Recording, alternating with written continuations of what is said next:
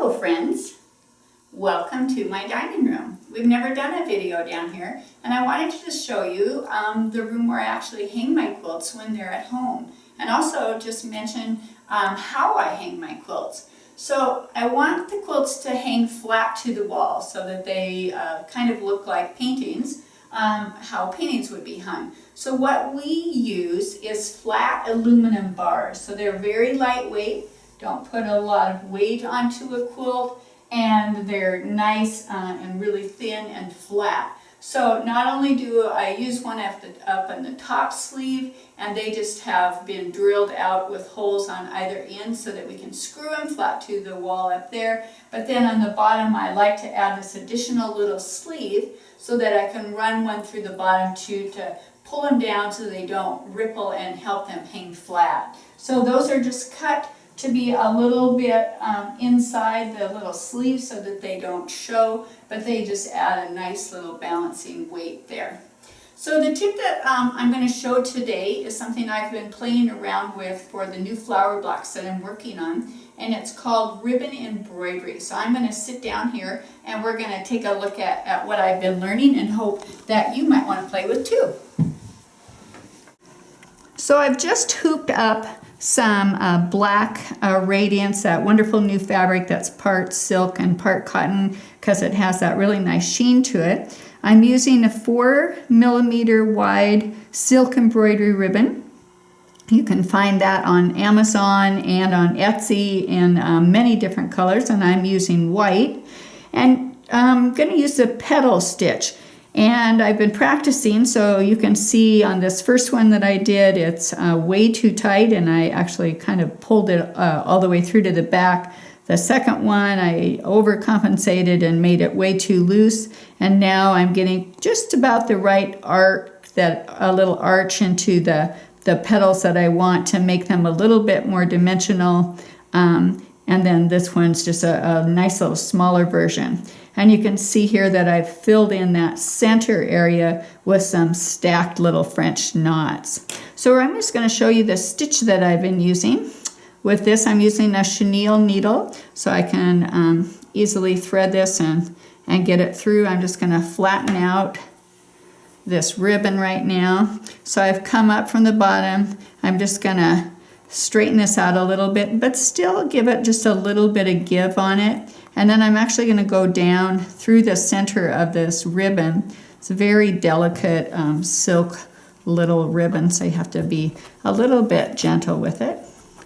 And I'm going to just pull that to the back, and you can see that just leaves that nice little knot there. And then come back up, leaving myself a little bit of space in the center there. And we'll put in a couple more of these so you can see them.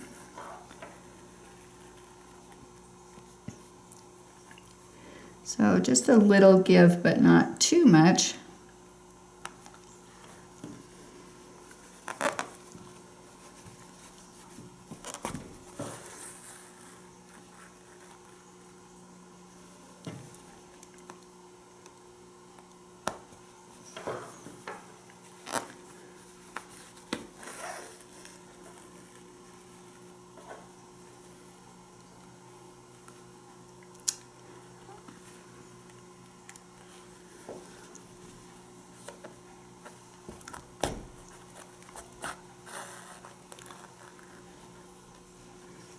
You can see I could make all kinds of little flower petals this way.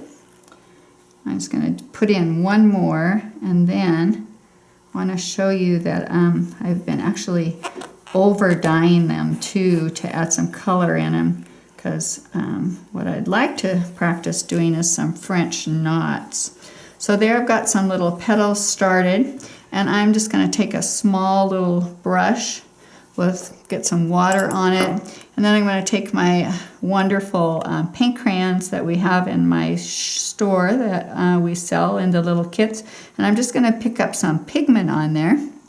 So, and then with a little bit of water, and then I'm just going to go ahead and touch the tips here, and I'm going to let that just bleed right up the silk. So What I'd like to do is leave the centers having a nice sort of bright little highlight as it goes up in the center there. So by simply letting it do its little bleed through here, then I can keep that center nice and bright. And of course, it's how much water you have on your brush, how much far it's gonna be able to bleed there. But isn't that add some beautiful little dense color, and then it just gets lighter and lighter, and then because it's the silk ribbon, has that wonderful sheen and wonderful little highlight, and then I can just fill in this whole little area, like I said, with those beautiful French knots. So I'm having lots of fun with this new technique and certainly practicing it. I'll try it, make a few more of these petals before I actually put it on the block. But I really like the effect that I'm being able to create both with texture and with color. So that's this month's tip. I hope you all have a wonderful 4th of July, and I'll see you again next month.